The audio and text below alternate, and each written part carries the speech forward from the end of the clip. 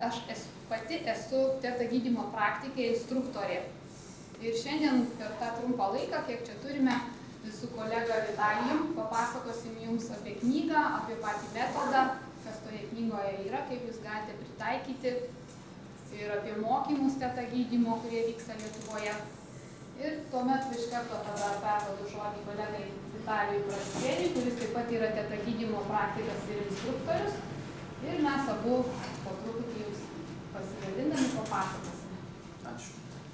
Sveiki visi, tikiuosi patogiai sėdite, patogiai sėdėsitės.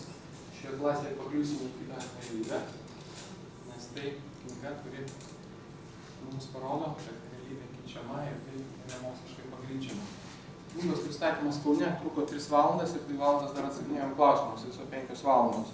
Todėl iššūkis man, kad 20 minučių kai ką jums papasakoti ir pateikti. Aš užsiemu teta gydymo grupių ruošimu jau 2 metų ir jau grupių baigusių mokymus skaičius, kad su Vilma kaip kai kurias grupės pravedam viršyje 150 žmonių. Ir taigi, nieko negaiždamas pereinu prie temos. Knyga Vienas Taibal, kasgi tai yra teta gydymas, kodėl tas metodas tampa vis populiaresnis ir kaip Rusijos žiniasklaida netgi teigia, kad per Rusiją, o ir per pasaulį žengia 7 žingsniais. Vienas Taibal, indėnų kilmės moteris, turėjusi prigimtinę savybę matyti žmogaus vidų skenuoti. Tokių sugebėjimų aktyvuotų mes pažįstame žmonės esančių Lietuvoje. Ji šios savo savybės nenaudoja savo praktikos ir iš tiesų užsiėmė masažais. Iš tiesų, kol tai buvo jos gyvenimas. Tūlas lietuvis pasakytų, moteris vargo vargelė. Tūlas lietuvis tiek einantis dvasinio keliu pasakytų, jį rinko patirtis. Iš tiesų, jos gyvenimas buvo turtingas patirtimis. Ji turėjo įvairių darbinių patirčių ir buvo apsaugininkė, turėjo 3 vyrus, kol 4-ąjį vyrą pasikvietė būtent teta gydymo metodiką į gyvenimą ir jie abu šiuo metu pasaulį važinėdami skelbia šius mokymus. Teta gydymui viso virš 10 metų, Lietuvoje 1,5 metų, o visa istorija nuo to, kai metodas atsirado, prasidėjo 95 metais, kada Vienas Taibal pajuto skausmą kojoje. Gydytojai diagnozavo į kojos vėžį. Koja, jos žodžiais tariant, iškino dvigubai ir tapo viena už kitą trumpesnė 7 cm. Tačiau ji, čia vėl žodžius, perpasakoju, jūs rasite tos pasakojimus jos knygose, ji, sukandusi dantis, tęsė savo masažus. Ir atsitiko tai, kas spontaniškai suformavo šį metodą, davė pradžią šiam metodui. Tai yra, ji judėjo sunkiai su negalia, draugai ją pakvietė į pikniką. Amerikiečiai mėgsta tokius renginius, kada išvyksta į gamtą ir kiekvienas atsineša po savo patiekalą ir ją atvedė į kalnus. Ir pikniko pabaigoje ištiko ūmūs skausmai jos tetulė iš Oregono, ji vėlgi žodžiais jos tariant įvirto į palapinę, kur buvo jos tetulė. Pirminis jos įspūdis buvo, kad tai yra ūmus apendikso uždegimas. Tačiau ji tuo metu jau turėjo savo kanalą, čenelingo kanalą, ji bendravo su kažkokiu balsu, kurį vadino dievu ar kūrėjų. Tas kūrėjas jai pasakė, Viena, tavo tetulė yra ūmi žarnyno infekcija. Ir ką ji daryti Vienai, kuri buvo kalnuose ir šalia buvo kenčiantis žmogus ir kuris prašė pagalbos, tačiau jos įprastinės priemonės, žolelės, nuovirų atmeniai buvo namuose. Jis tiesiog išsakė įsakymą, Dieve, įsakau, šie skausmai liaukis, dėkoju. Ir įvyko tai, kas ją nustebino, ir to įvykio nesureikšmino. Iš tiesų skausmai liovėsi. Šito įvykio nesureikšminus, ji antras sykį šitą pačią praktiką išbandė su savo klientu, kuris atliko masažą, pas jį buvo ūmus nugaros skausmai, įsakymą davusi, padėkoju, skausmai liovėsi. atkreipti dėmesį, du esminiai dalykai - įsakymas ir padėka. Tai yra labai gydyme svarbu. Ir kągi, jau sistema jau pajuto kad atrado kažkokią tai fundamentaliai naują techniką, kuri veikia. Įsakymas ir padėka. Ir kilo mintis, o kodėl aš jums negaliu pritaikyti pati savo, nes jeigu numatyta kojos amputacija. Ji, kaip vadina savo ofisą vadina savo masažo studiją, pritaikė šią techniką ir realybę pasikeitė. Iš tiesų aš pasakyčiau dalį tiesos, jeigu sakyčiau tik techniką pritaikė ir realybę pasikeitė.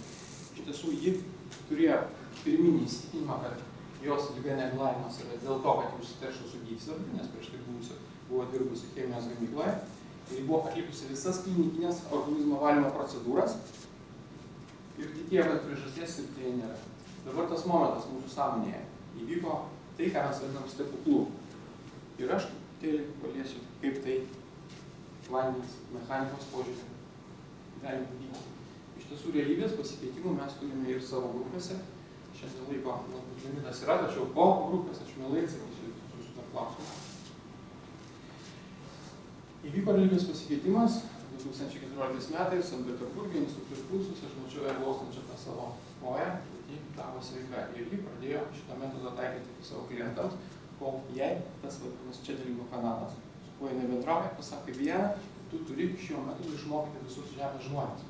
Šitą prieinam prie dar vienos esminės stadijos. Visus žemės žmonės. Viena, būdama paprasta moteris, ginčiasi su Dievu, su kūrėju, 2 paras. Dieve, juk mano Martinės čia. Pas mane tokios ar kitokios buitinės problemos. Gal atsakymą vieną, ar tu su koja, ar be kojos, tu gali išmokyti žmonės. Iš tiesų vieną pasidavė ir pradėjo mokyti žmonės, tai yra prasidėjo pirmas kursas. Tai yra baziniai mokymai. Ir pirmos grupės metu, vienos iš pirmųjų grupės, sudėtyje buvo inžinierius, kuris pasiūlė išmatuoti žmonių smegenis, kas vyksta su žmonių smegenimis, kai vyksta išgijimai. Iš tiesų buvo taikytas encefalografas, tai yra prietaisas, kuris matuoja smegenų darbo dažnį ir buvo pastebėta, kad tuo metu, kai įvyksta realybės pasikeitimas arba išgijimas, išgijimai vyksta ne visiems, jos smegenys panyra į žemą dažnį, tai yra tokį dažnį, kurį generuoja smegenys, kada miegama arba gilaus miego stadija, kada dar kitas dažnis, miego stadija. Dabar čia yra grafikai, kaip dirba mūsų smegenys. Iš karto pasakysiu, kad išsireiškimas toks, kurį sutinkame spaudoje, kad šio metodo metu gydoma teta bangomis, jis nėra labai korektiškas, švelniai tariant. Tarsi mes turim prietaisą, įjungiam mygtuką ir jis skleidžia bangas ir mes tarsi gydome. Iš tiesų, smegenys dirba toje bangų stadijoje, kada mes miegame arba miegame giliai. Teta bangų stadija, kada mes miegame. Ir žodis teta, graikų kalboje reiškia siela, ir teta bangų stadijoje dirba Tibeto vienuolikų smegenys, kada jie šalto orų kalnuose, -20 laipsniai, išgarina, išdžiovina 30 paklodžių ir pasakojama, kad karūnai čia buvę Himalajų salose, Havajų salose vaikšto, vaikščiojo, dabar ten gyvų ugnikalnių, gyvų nėra, net lava. Ir teta bangų stadija generuoja smegenys, kad tai yra hipnozės būsena. Tai yra atrastas būdas, kaip sąmoningai patekti į tą teta bangų stadiją šiuo metu dėka. Taip, mūsų smegenys generuoja įvairius metu dažnius, jie visada keičiasi, bet mes kalbame apie dominuojantį dažnį. Kada mes miegame, mūsų smegenys generuoja labai žemą dažnį, tai yra nuo 0,5 iki 3 svyravimų per sekundę, tai šitas dažnis dominuoja, kad vaikas vystosi nuo gimimo iki 2 metų amžiaus. Toliau, tas mūsų teta bangų dažnis, šiuo metu pavadinimas skiriasi, būtent nuo šio dažnio, kada mes miegame arba esame mieguistumo stadijoje, tai yra, matote, nuo 8 iki 13 Hz. Vėliau mūsų smegenys jau generuoja relakso dažnį, kada mes duše, kada mes medituojame. Tai yra alfa bangų dažnis, kurį naudoja iškimams reiki meistrai, reiki praktikai. Tai taip pat labai efektyviai nuima skausmą. Toliau pas mus smegenys beta dažnį, kuris yra ūžiavimo, vadinasi kalbama, jis siekia, čia 14 Hz, ir toliau yra aukštasis dažnis, gama dažnis, kuris įvairiais aprašymais aprašomas iki 100 Hz. Silena yra aprašyta, kad netgi iki 5000 Hz, tas sudaro 5 kHz. Arba yra tas dažnis, kada mūsų smegenys dirba, kaip intensyviai mokosi arba priima sprendimus. Yra mokslininkai pastebėję, kad kada žmogus įvykdo labai reikalaujančius greito sprendimo, visiškai neįtikėtinus veiksmus, jo smegenys dirba dviejose diapazonuose tarsi raktas, gama, teta, tarsi užklausimas gaunamas į pasąmonę, jeigu aš turiu atlikti tokį veiksmą, tetoje, o po to intensyviai atliekami veiksmai, ir po to žmogus pasakoja, kad aš nežinau, kaip atlikau tokį veiksmą, nežinau, kaip išgelbėjau žmogų, nežinau, kaip aš tą atlikau, kaip tai yra labai trumpai apie smegenų darbo dažnius. Taigi, šio metodo esmė tai yra, kad mes išmokstame patekti į tam tikrą stadiją, tai yra labai giliai suformuotas schemas meditacijos, ir mes ten atliekame ir išgyjimus, ir svarbiausia, ką mes atliekame, tai mes keičiame pasąmonės įsitikinimų programas, kas jau automatiškai vykdo išgijimą ir perkoduoja mūsų DNA. Ir dabar keletas skaidrių, kurias labai maloniai sutiko mums leido naudoti akademikas Jurgis Brėdikis, kuris džiaugiasi šitos knygos išleidimu ir kuris kalba apie mus ir nuomonę, tai yra, kad gydymas yra būsimos energinės medicinos dalis. Matote, kad mokslas yra nustatymas kaip lydantis rankom, meistras kokius dažnius skleidžia ir kaip tas dažnis išnaudojamas, įsakymas tada dažnį. Ir dar esminė skaidrė, kurios aš asmeniškai ir kalbėjau su akademiku, sakau, akademikė, taip naudokite. Reiškia, tai yra skaidrė, kuri vienas iš įrodymų, kuriuos mes pateikiam studentams, kad mintis yra materiali, mintis yra materija. Dabar pasižiūrėkite, viena demonstracijos buvo neaiškumo, aš labai paprastai išaiškinsiu. Žiūrėkite, tai yra žmogaus aura, kuri fotografuojama, ir Leno metodas. Čia dabar fotografuojame naudojant tokį Korotkovo aparatą iš piršto. Iš tiesų įsivaizduokit, kad yra žmogus, tarkim, aš, ar ne, tai yra žibuoklė. Ir jos taip pat energinis laukas taip pat fotografuojamas vienu metu. Ne? Ir štai žmogus suformuoja ketinimą pakenkti augalui. Ketinimą, tik mintį, jis nieko nedaro, jis nieko nežiūrėk, štai yra žibuoklė, štai aš sugalvoju, kad aš jas skinsiu. Momentaliai žibuoklė pajunta mano mintį, momentaliai įvyksta energijos išsiskyrimas ir matom, kad aura žmogaus jau yra pažįsta, pasikeitė spalva. Tai yra mintis pajusta ir duotas energinis atsakas. Tai yra absoliučiai moksliškai įrodyti dalykai. Mes studentam pateikėm daugelį pavyzdžių, Norbergo institutė arba Kalifornijos širdies matematikos institutė atlikti bandymai, tai yra Joe Dispensos knygoje aprašyta, kuri taip pat yra išleista Mielas. Mintis materiali. Tai, ką mes suformuojame mintyse, tai veikia aplinką. Momentaliai tam negalioja joks laiko faktorius ar atstumo faktorius. Ir tai moksliškai įrodyta. Ir dabar pereisim prie kito. Čia dar viena akademikos skaidrė, kad iš tiesų tos mintis, kaip materija, jos materializuojasi realybėje. Ir todėl mes ir tada gydymo mokymuose mokomės atpažinti savo neigiamas minčių formas, prieš suformuojant jas paleisti, o jeigu jau susiformuoja, mes mokomės technikų, kaip išslaikyti tą negatyvinę energiją. Tai yra mintis kyla ir jos materializuojasi. Mes realiai kūrėm tokį gyvenimą, kokius suformuojam keitimus jam būti. Ir dabar truputėlį padėsime programas pasąmonės. Kaip vyksta tas procesas teta gydymo? Kas yra kvantinė fizika? Jūs tikriausiai girdėjote. Tai labai dažnai naudojamas pavadinimas, kvantinė mechanika, kvantinė fizika, kvantinė medicina. Iš tiesų dažnai naudojama, tačiau pačios esmės tarsi žmonės nesupranta madingais pavadinimais. Iš tiesų yra idėja, yra mintis ir sakyta mąstytojų, kad žmonija dar nesuvokia kvantinės mechanikos atradimo reikšmės. Iš tiesų, kada buvo atrastas pavienis kvantas, šviesos dalelė, nepriklausomai nuo to, ar jis atskrido iš tolimo kosmoso, iš dirbtinio šviesos šaltinio, veikia priklausomai nuo to, kaip jis stebi. Atrastas fundamentalus dalykas, kad mes kaip stebėtojai kūriam realybę elementarių dalelių lygmenyje. Ar tai banga, ar tai dalelė, priklauso nuo stebėtojo.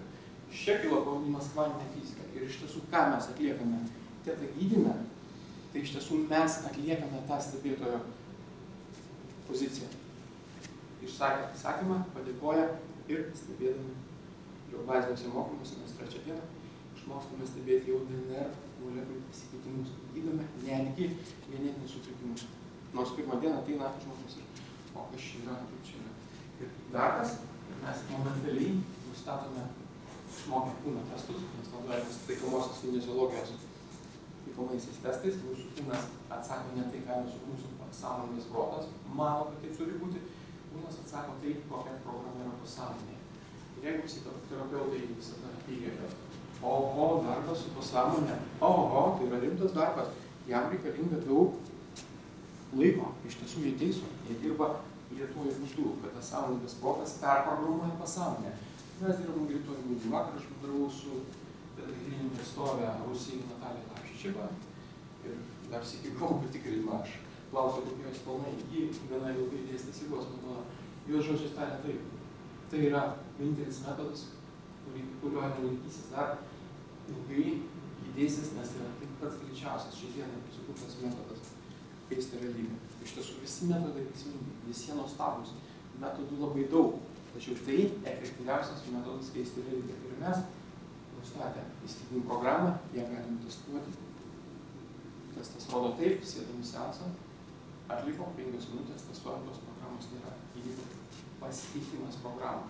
Ir visi gydymo procesai prasideda nuo programų. Ar aš myliu save, ar aš esu vertas išgydymo, ar galbūt mano lyga man naudinga turint programą, ar galbūt tam, kad aš dėl išsišios privalau kentėti. Ir taip toliau identifikavimą. Nes turėdami tokias programas mes neišgysime. Todėl, kad pasąmonė blokuos šitą dalyką. Pasąmonė tai yra pasalėta, apie ką mes nenutuokime. Mes visada sąmoningai teikiam, vau, geras dalykas. Vau, geras dalykas. O pasąmonė yra kitas dalykas. Jeigu aš pamilsiu, tai mane būtinai paliksi. Tai toliau, nes mes turim įsitikinimus, turim suformuoti. Arba perduoti genetiškai, arba kaip kolektyvinės sąmonės poveikis, arba mes juos jau patyrėme, vaikystėje galimai. Tai ir visi žmonės, kurie momentaliai išgyjo, vienos seansos, turėjo šias įsitikinimų programas. Aš šitą skaidrę parašiau būtent išrašęs iš knygos. Tai jūs rasite šitos dalykus. Ir yra šiuo metu, kadangi mokymai plėtėsi, aš prieš perduodamas vaidinį žodį, dar truputėlį struktūrizuoju pabaigą, yra įkurtas institutas, tai yra tarptautinis žinių institutas, kuriame išgydymai dokumentuojami. Aš ir Vilma esame autorituoti to instituto atstovai. Mes vedame mokymus, išdėsime tą programą lygiai taip, kaip mes privalome išdėstyti, mes turime kruopščias metodikas. Ir jūs matote čia skaidrę mokymų, kurie vykdo Sankt Peterburge, 300 žmonių tarpe. Apie pusę buvo psichoterapijos, psichoanalizės, psichologijos pakraipos specialistai ir maždaug trečdalis skaitėme, kas tai buvo praktikuojantis gydytojai. Mes savo grupę tokių medikų, skyrių vadovų, fizikos, ekonomikos mokslų daktarų. Iš tiesų yra atveriamas neribotas realybės programavimui. Realybės programavimui. Iš tiesų tai, ką mes turim realybė, tai yra būtų tik čia.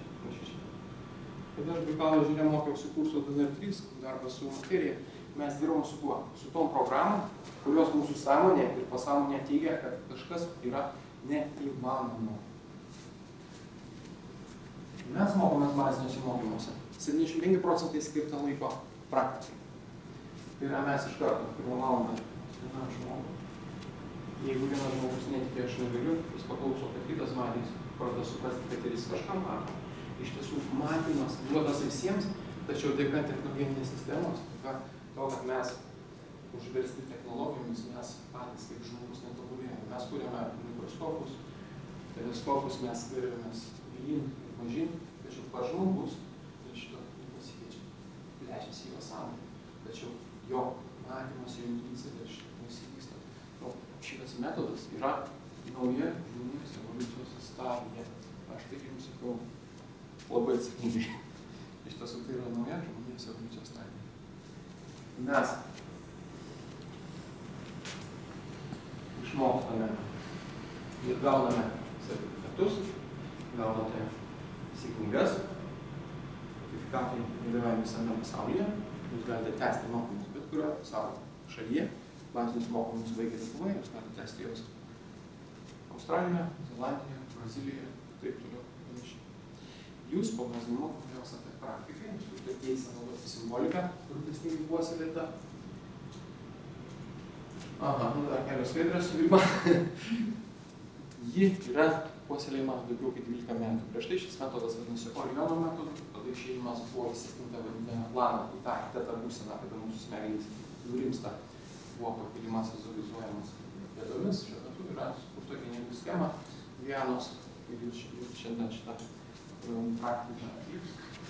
Iš tiesų tai yra išmatuojama visiškai. Vienas mūsų studentas nuvyko po kursų į akademinės klinikas ir pasimatavo smegenų dažnį. Iš tiesų gydytoja iš pradžių prieštaravo, ką tai čia žaidimas, sesutė sutiko ir jis išėjęs pagal metodiką, iš tiesų smegenys pradėjo dirbti lietuvių dažnį.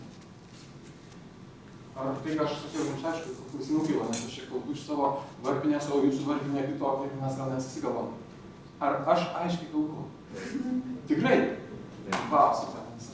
Kartais, aš vieną pristatymą turėjau Šiauliuose, aš kalbėjau, ir žmonių grupė kalbėjo, aš sakau, ką nors supratot, visi papurtė, nieko savo nesuprato. Gerai, kad suprantate. Gerai, dabar DNR kursas, bazinis kursas, mes jau pabaigoje paleidžiam visas senėjimo programas. Mes aktyvuojam DNR, tai stebisi ir fiziškai, vyksta organizmo valymasis, mes turim labai įdomių pastebėjimų. Žmonės staiga norėję, tai tampa vegetarais, tai jis pasakoja, kad prieš tai aš šunis sprendžia, dabar man rašo, kad visi jie laižo. Labai įdomus dalykai vyksta po DNR pasikeitimo, iš tiesų pajuntam ir aš pajutau, kad tam tikri žmonės mūsų gyvenimo palieka, konkrečiai nelieka energijos su jais bendrauti, atsiranda kiti žmonės. Sutuoktinis taip pat aktyvuojasi jo DNR, miegant arba jūs galbūt jūs nesiskirsime arba judėsite. Mes sužinome, kur pas mus yra konkurstinė liauka ir kur yra motininė DNR molekulė. Mes taip pat, čia yra stilizuota DNR molekulė, kuri kiekvienoje ląstelėje yra, mes išmokstam genetinius sutrikimus jau baziniam kurso metu. Tai tik nekeista visą grupę, trečią dieną šitą stelį liudė. Tai yra mes, čia telomerai, čia yra chromosomų ketvirtėlės, kurių galvos yra telomerai, tai yra tos kurias organizmas atpažįsta, kad jis sensta, mes vizualizuojam jų atstatymą. Ir štai ta būtent simbolika, vaikė, turi teisę naudoti, turi teisę kurti savo internto puslapį, taip toliau praktikuoti. Iš tiesų, šis metodas yra labai šaunus, kada praktikuojama. Ir mokymai vyksta visam pasaulyje, čia yra nedėlis sąrašas, tai yra pagrindiniai baziniai ir baziniai paženkusiems. Linija Alba ruošia naują knygą, jie bus išversta, tai yra pažengusių kursas, jame daug dėmesio skiriama jausmų formavimui, mes kartais netgi nežinom, kaip jausti gyvenimo džiaugsmo, kaip jausti saugumą, arba gyventi be kažkokių tai negatyvių jausmų, ir ten labai didžiuliai sąrašai. Mūsų iš tiesų viskas šiame metode vykdoma tik laisvos valios principu. Bet koks veiksmas atliekamas tik tai sutikimą ir garso sutikimą. Mes turim paskutinį, gal vis dėlto aš pasakysiu, kad iš tiesų, vieną pavyzdį paminėsiu, nes galbūt jums įdomu, aš žinau, žmonės įdomina pagal pavyzdžius. Čia yra pasaulinis puslapis, čia yra mano ir Vilniaus puslapiai, šiuo metu formuoja skirti grupės, viena grupė Vilniaus bus paskirimo, kita pas mane Kaune, mano sudarytas yra ant lango ir tetą išgydymo medį papasakos. Tai yra struktūra visą tetą gydymo papasakos. Vilnių aš tiesiog pasakysiu, kai mes paisome laisvos valios principo. Mano grupė buvo šeima, kurių vaikas buvo cerebriniam paralyžiuje, pažįsta, jam buvo negalia, mama paprašė šitą išgydymą atlikti, mes tai atlikom mokymų metu, mes susijungiam su aukštesniuoju aš, kada žmogaus mes neturime, arba jis nekalba kalbiškai, mes jungiame su aukštesniuoju aš, lygiai taip pat jungiame su gyvūnais, su katytėm, su pelytėm, aš su pelytėm savo susituriu namuose. Reiškia, ir gavom sutikimą, jis nustebo vaikas, kad tai mano tėvai mano, kad ir sergu, jis sutiko vaikiškų balsų. Jeigu aš rausiu didelis ir glažus, patikėkit mane, po šito gydymo seanso, nuvedus į raidos centrą, vaikas atsistoja, gydytoja labai plačiai išpūtė akis, ir sako, kur jis jį dar vedate. Pasikėpė kliniką, negalėjo taip atsitikti, šiuo metu jis vystosi labai įdomiai, jisai gali labai ryškiai kalbėti, jisai vaikšto su aikštinė, turim informaciją, kad iš tiesų 14 metų išeis futbolą, dar tam tikras procedūras jis turės atlikinėti. Tai yra realybės pasikeitimai pas mus vyksta. Aš pats išgydžiau dukrą, instrumentus numetė, ji buvo Londone, kitą dieną nuėjo darbą ir net iššokus vakare, prieš tai buvo pripažintas lūžis tapyboje. Taigi, jeigu kils kažkam klausimai, laikas pas mus ribotas, aš mielai pasidalinsiu su jumis. Ar turite iš mano dalies klausimų? DNR aktyvacija. Iš tiesų, DNR aktyvacija labai geras klausimas. Iš tiesų, mokslininkai mano, kad pas mus yra aktyvi tik 3% DNR, kitas šiukšlinė. Ar gali būti šiukšlinis kažkas tai mūsų organizmas? Savo laiku buvo laif operuoti anginas, taip pat medicinos vadovėlius jūs rasite, kad apendiksas yra neiškios paskirties ir milinė kalba iš tiesų yra visiškai kita nuomonė, kad yra natūralios mikrofloros inkubatorius. Iš tiesų DNR, mes žadinam tą mėgančią DNR. Mes visi galim iškenėti, mes visi galim gydyti, visi, absoliučiai. Tas angelų lygis, kurie mus kūrė, aš jums papasakočiau, jūs gavom nuomonę, viską informaciją apie visą. Tiesiog mes grįžtame į savo pradžią. Į tas galimybės, kurias turi DNR vibracijų didėjimas. Mes perinam į kitą evoliucijos stadiją, jūs pamatote tai, kad pas jūs keičiasi vertybės, kad jūs su kitais bendraujate, galbūt jums televizorius nemielas, ar matote, kaip meluoja, pas jūs keičiasi mityba, jūs ieškote kitų žmonių, kitų dalykų, jūs plečiatės, jūs saugote. Tai tiesiog kaip augimas. Taip, augimas. Atsakiau, ar ne? Gal paskui klausimus tikrais. Noriu pasakyti, nekoduojančią DNR, turiu čia koduoti kažką. Tai prašau. DNR, proteinos paskaitus koduoti. Baltymus, ne? Tai nekoduojančią DNR dalį ir kaip čia koduoti baltymą tikrai negali. Labai gerai. Iš tiesų DNR yra aktyvi sistema ir tai yra išmatuota, jis skleidžia informaciją į išorę, kaip ir biofotonus skleidžia išorę, tai yra išmatuota. Ir priima informaciją į vidų. Tai yra epigenetika, jeigu žinote, tai yra nauja mokslo sritis, kuri pagrindžia tai, kad DNR yra veikiamas, jis perkoduojamas ir netgi šiuo metu atstovauju Maskvos banginės genetikos institutą, akademinis važiavimas, kur būtent tokiu būdu keičiama poveikis DNR. Būtent ten perkoduojama DNR vibracijos į garso airius. Jeigu norėsite, aš asmeniškai jūs to pakalbėsiu. Dabar, kadangi laikas mūsų ganėtinai ribotas, aš perduodu Vilmai žodį. Aš matau, čia yra ir kurie baigė jau teta gydymo seminarą. Pakelkite rankas, kas yra baigę teta gydymo seminarą. Jūs tai net irgi baigėte. Gal jūs turite ką pasakyti, kaip jums padėjo kažką įveikti, pasidalinti? Dėjo nuostabiai, aš jau bazinį turėjau, siūlau visiems, tai yra nuostabus dalykas. Tikrai pakeičia realybę. Ir fizinių atžvilgių, kad paprasčiausiai yra parodyti, tai galiu pasakyti pavyzdį. Tai mano viena koja šiek tiek tino dėl vidinių venų spindžio susiaurėjimo. Praėjo, kaip ranka nuėmė, buvau laiminga baisiausiai, kai pamačiau, kaip tikrai veikia fizinių atžvilgių. O šiaip žmogus pasidarai pilnas džiaugsmo, visai kitaip matai pasaulį. Tiesiog gyvenk kaip norėk. Kokias atsiveria erdvės.